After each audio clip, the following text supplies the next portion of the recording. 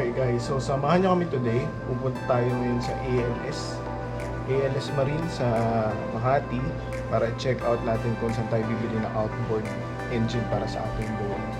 And at the same time, kung may makikita tayong mga hardware na kailangan pa natin na idadagdag natin sa boat, makikita natin din. So tara, check out natin sila.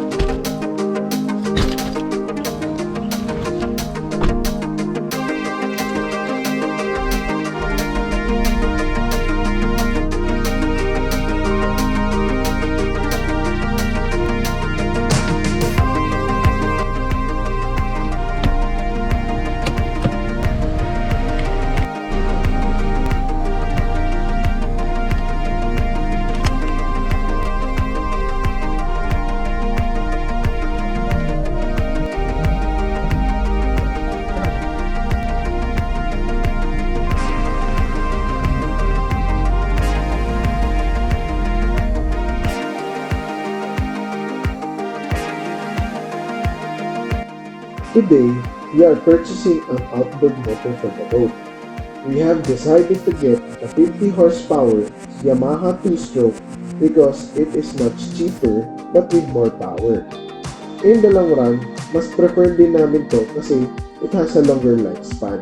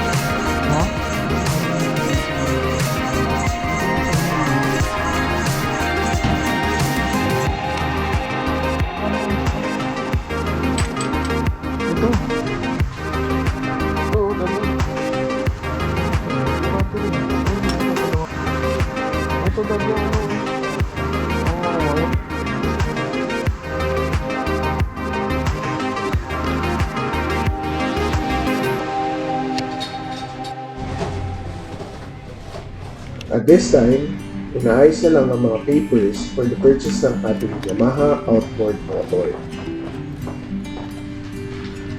All of these items are included na sa set ng purchase namin.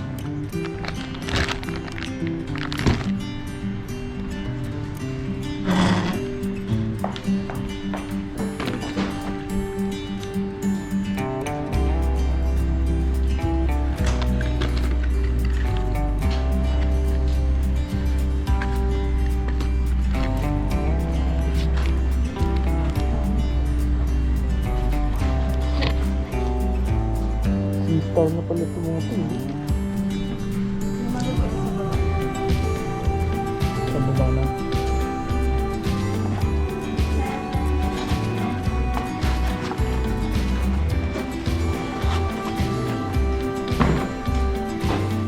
Everything's all set. We are now going home.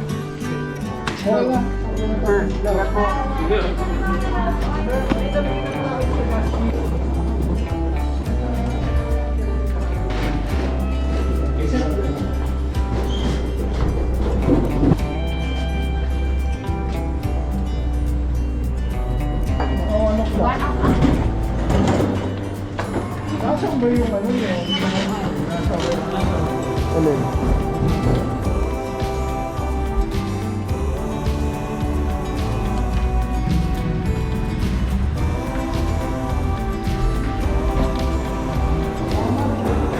Thank you.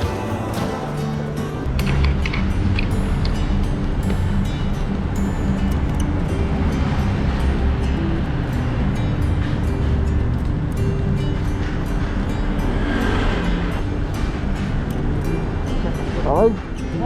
Thank you.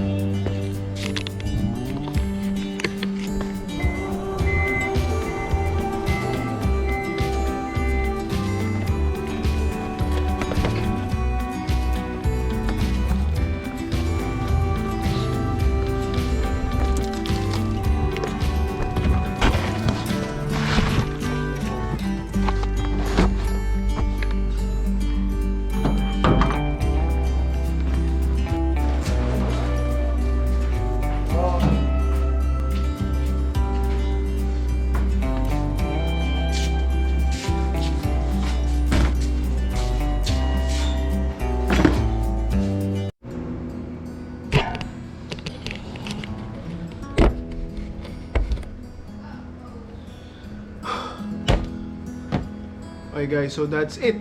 Nandito na tayo. Nauwi na natin, nabili na natin yung outboard. Pero wala pa siya. Bukas pa siya i-deliver kasi medyo malaki yung box niya talaga. So hindi kasya sa sasakyan.